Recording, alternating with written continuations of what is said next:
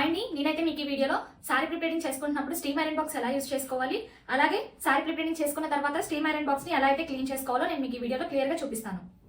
ఇదైతే steam iron box అండి. ఈ స్టీమ్ ఐరన్ బాక్స్ లో ఫస్ట్ దీన్ని మనం ఇలా ఓపెన్ చేసి మనం వాటర్ అయితే ఫిల్ చేసుకోవాలి. ఇలాగ మనం వాటర్ మొత్తాన్ని ఇలా మన ఐరన్ బాక్స్ లో మ్యాక్స్ అనే లిమిట్ ఆప్షన్ వరకు వాటర్ మొత్తం ఫిల్ చేసుకోవాలి.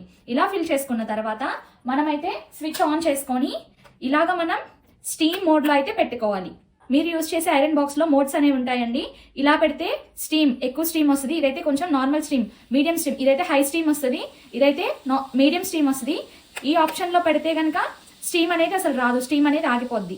ఇదేమో క్లీన్ అంటే ఐరన్ బాక్స్ ని క్లీన్ చేస్తుంది. ఇలా పెట్టి మనం ఎప్పుడు కూడా సారీ ప్రిపేరింగ్ చేసుకున్నప్పుడు మీడియం స్టీమ్ లో పెట్టి ఇలాగా మన ఐరన్ బాక్స్ కి అయితే సెట్టింగ్స్ అనేవి ఉంటాయండి.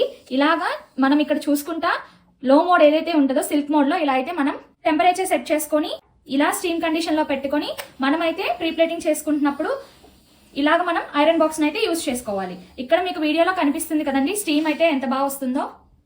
ఇలా ఇవన్నీ టెంపరేచర్ ప్లస్ మోడ్స్ అన్ని సెట్ చేసుకొని మనమైతే స్టీమ్ ఐరన్ బాక్స్ అయితే ఇలా యూజ్ చేసుకోవాలి.